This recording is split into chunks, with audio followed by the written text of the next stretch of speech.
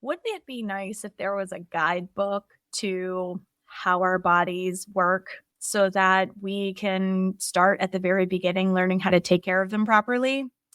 Well, there are some general rules to the road. And in this episode, we're going to take a look at just what those are and what you can do about them.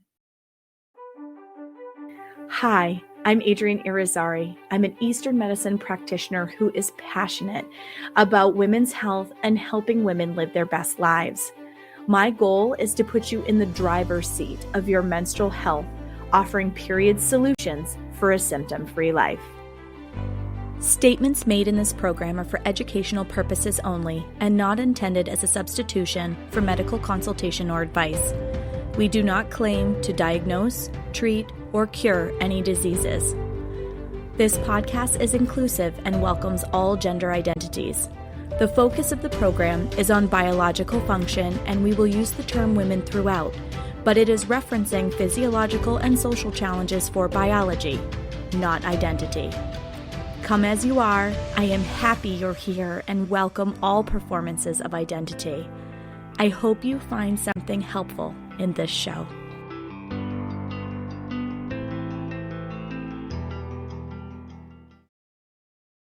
Welcome back to another episode of the Reproductive Rebel podcast. So we have been taking a look at the general rules of the road. So if you missed last week's episode, I would highly recommend checking out episode 13 and hearing what the first and honestly most important rule of the road is, which is to keep the body warm.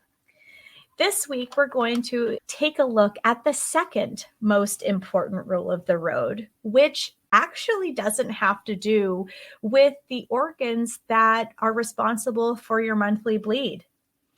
It's your digestion.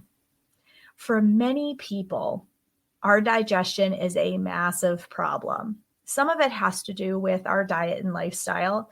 Stress is a huge culprit. We eat on the run. We work while we eat. These types of behaviors are not really supportive or conducive to healthy digestion. But when it comes to our bleeding days, our digestion actually needs a lot more help.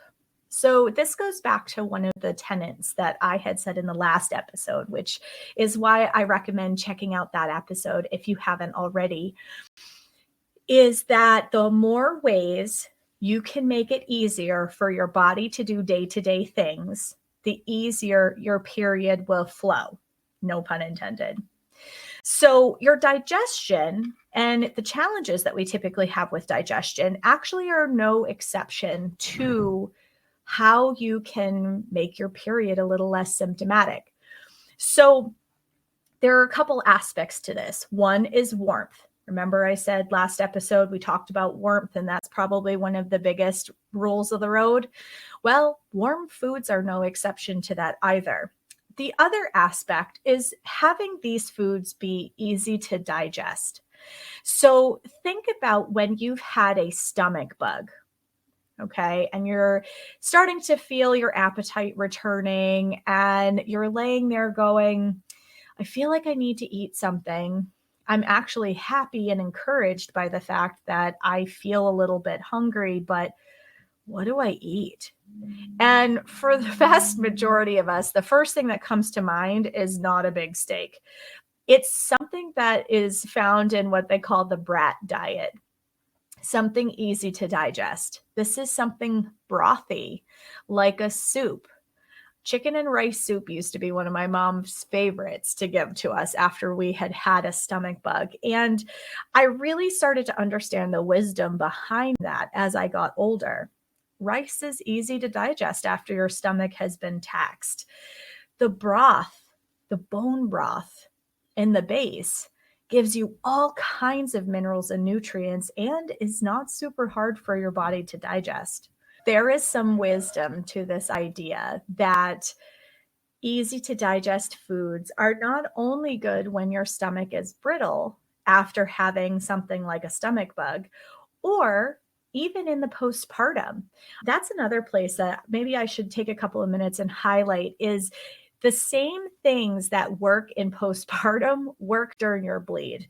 So warm, easy to digest foods, because your body is coming back from literally putting all of its resources out to build a little human. And your organs are coming back into position, right? They've been displaced. You've had a little person kicking your bladder and jamming their feet into your ribs for months now. So as your organs start coming back into position, making sure that you're not putting super heavy or cold things into your stomach makes it easier for your body to process the food, be able to utilize all of the tools that it's giving you, and assimilate all of those tools into the healing process. The same is true during your period. If foods are easy to digest, so think soups and stews, things that like soups that have dark leafy greens in it, or sweet potato, or other kinds of items that are going to be soft and easy to digest, you're setting yourself up for success, because the body can break down and make ultimate use of the foods that you are putting into your stomach. The more it can make use of those tools, the better it's able to serve the rest of your body. So we're coming back to this. How can we make the optimal functioning of our body happen with more ease? And a lot of that has to do with how we eat our foods. So raw and cold are very hard for our body to digest. And as I say this, there are going to be people that are listening to this that are going to recoil, and they're going to want to fiercely fight me about the benefits of a raw diet. I've had those clients, so your case is not unfamiliar to me. But what I'm saying is that when our body is busy doing its monthly bleed, the more ways we can conserve energy and support the fact that our body's primary job at that time is the shedding of the endometrial lining and this bleeding process that's taking place, the stronger we are going to emerge on the other end. Some people talk about the fact that they feel fatigued for days, or even after their bleed is over and they're not seeing any blood anymore, they're still experiencing cramping after their period is done. It means the body doesn't have enough tools, and it worked really hard, but it still doesn't feel like it fully executed what it needed to, because it didn't have enough of the things it needed. So this is where you can help a body out. And if you eat soups and stews, steamed vegetables, at bare minimum, steam your food, please, because it helps the body to break it down. When you cook your food, you are adding chi, or vital energy, to the food that you're eating. And different cooking methods add different levels of chi to your food. So when you're cooking over an open flame, okay, so this could be like on a gas stove, this could be in like a burner type situation, this could be on a grill. Grilling is amazing. It puts the most chi into your food. Baking is great. It puts a lot of chi into your food. Cooking on the cooktop is great. It puts a lot of chi into your food. So I get a lot of questions around slow cookers and instant pots. And believe me, both of these devices literally save my life. I use them on a regular basis. However, I use them strategically. So if you follow me on my Instagram page, Moon Essence Me, I tend to throw out these little nuggets of TCM nutritional wisdom, because I think that if we learn how to make this necessity of eating work for us instead of against us, again, it's another simple, easy way to help support your body without a lot of extra effort, because we've got to eat anyway, right? So I tend to use my cooking devices, things like Instant Pots and slow cookers, for certain types of foods.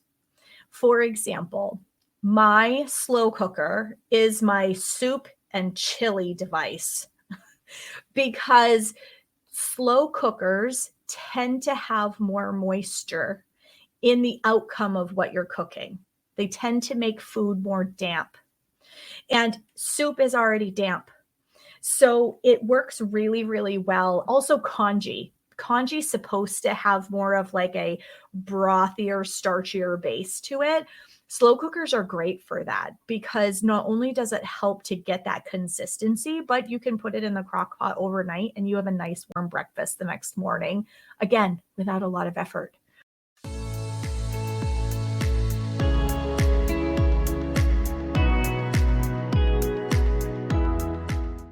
Are you over 35 years old and starting to feel like something is shifting in your body? Maybe you've reached 40 and you're starting to look at your period and go, what is going on here? This isn't like it always was. Or maybe you're starting to feel a little bit of the hormonal weight gain, the emotional roller coaster, and so much more. These are all things that you'll see in the perimenopausal period, and we don't talk nearly enough about what's happening during perimenopause. Join me on April 17th from 6 to 9 p.m. Eastern Standard Time for Coming into Second Spring. What is Second Spring? This is when we go through our perimenopausal and menopausal journey, and I want to make sure that you can address any of the negative symptoms as you're going through this phase and teach you what's actually going on inside of your body. The link to register is in the show notes. Join me on April 17th at 6 o'clock. There will be a recording circulated afterwards because this period of our life, we should thrive and not merely survive. And now, back to the show. So I tend to use these kinds of cooking devices based on what I want the outcome to be. So if it's something that needs to be not brothy, an Instant Pot might be a really great option. I'll use Instant Pot to bake sweet potatoes. I'll use it for some meals, but ones that aren't super like brothy in the bottom of them, I tend to use, or actually, I have an exception to that as I was saying that out loud. I do tend to do a lot of curries in my Instant Pot now that I say that.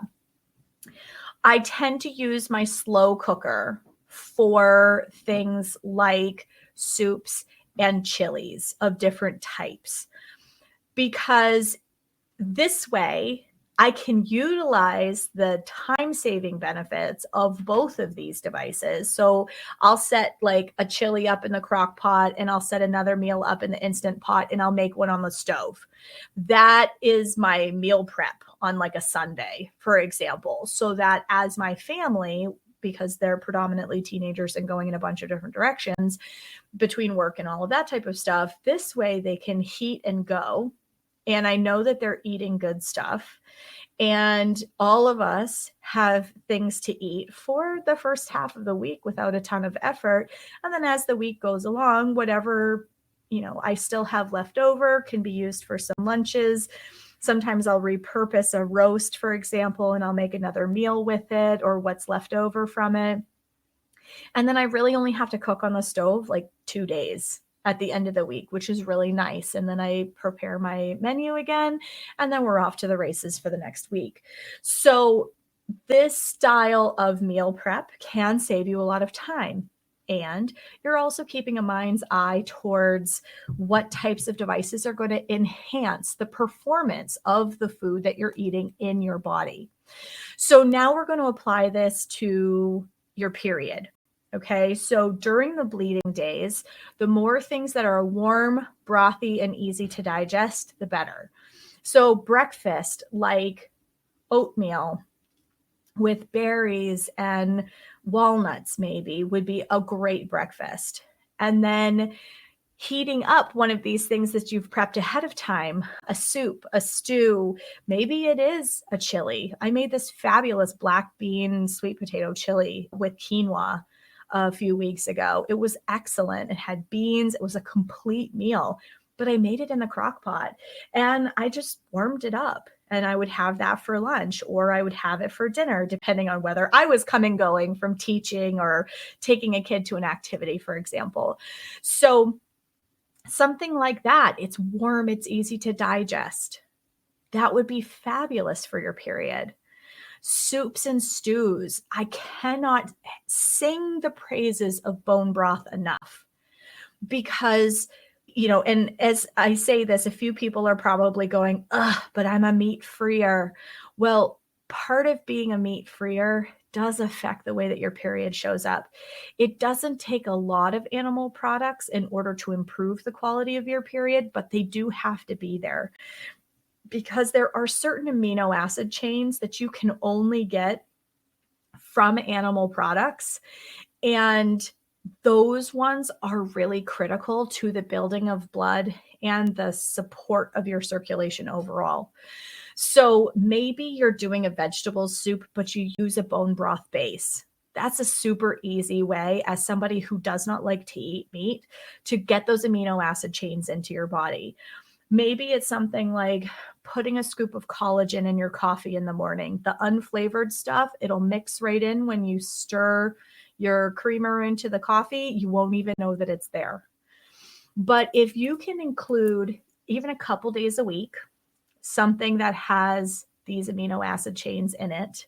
And yes, I've had vegans argue with me. And again, I'm not saying that people who are plant-based are combative. I don't want it to seem that way because it's not.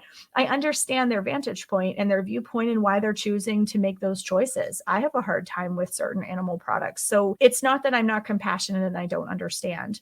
I just understand the way that the body works. And when you're having period challenges, a lot of times it does arise from what you're eating and your lifestyle. So having a few, it doesn't have to be a lot, of animal products integrated into your diet is really important. So I eat predominantly plant-based. Okay. So this isn't like I don't understand, and it isn't like I don't see and value and place emphasis on the advantages of a plant-based diet. However, while you're in your bleeding years, your body does require certain types of amino acids in order for your bleed to happen without symptoms. And for some of my clients, they choose to bring like a desiccated beef liver capsule into it. And that's the only thing that they include. And that's fine. For some people, it's bone broth. They can't tell that it's an animal product. They put it into the base of their soup, or they cook their congee in it and they call it a day. Something simple like that helps you to get these things into your body without needing to confront all of the reasons, whatever those are, for not wanting to have animal products in your life. It does make a huge difference. Large clots, stabbing pain, all of those things indicate that you need to have some of these building blocks in your body in order for your body to operate at its best. So bone broth, for me, this is one of the reasons why I really love it, is the fact that it checks so many of these boxes. It's really easy to digest during your period. It gives you all of the building blocks you need to make the blood that you need for your bleed, which in turn also supports your circulation. It helps you come back stronger and healthier and with more energy after your period. So you don't have as many days after your period where you feel like you're recovering and waiting for your energy to come back. When you're blood deficient, that's a Chinese medicine term, you tend to have lower energy, lower stamina. You have to push yourself and will yourself through your workouts in a completely different way than when you have some of these tools in your arsenal and you can get them without a lot of effort. Your body likes things that are warmer for digestion. It makes it so much easier for the body to break it apart and use it. So the body has to warm things up to break them down. So if it's already being served warm to your system, or if you have something room temperature or slightly cooler and you follow something like tea, you're putting chi or vital energy that your stomach needs for this digestive process. You're going to find that not only will your digestion be better during your period eating this way, but incorporating some of these behaviors into the rest of your month, you're going to have less bloating overall. You're going to have less digestive discomfort. You're going to feel stronger and have more energy because your body is going to be more successful at utilizing the food that you're putting into your belly than if it has to work really hard to make it happen. The harder the body has to work to do its basic day-to-day stuff, the more tired we feel, the more susceptible we are to disease, and the more problems we have with our period. Period cramps, larger period clots can be supported by ease in your digestion. Make sure to join us next week as we take a look at rule of the road number 3. Thank you for joining me for another episode of Reproductive Rebel. Reproductive Rebel is recorded by certified peri-steam hydrotherapist and acutonics practitioner, herbalist, and Chinese nutritional therapist Adrienne Irizarry of Moon Essence LLC. If you are interested in setting up an appointment for one-on-one support, ordering from our store, or checking out our course offerings, visit our website at moonessence.life. Be sure to subscribe to our newsletter and get insider information on upcoming events and offerings. Join the conversation. Like and follow us at Moon Essence Me on Instagram, Facebook, or LinkedIn. Your voices make this program possible. Thank you all for your continued support.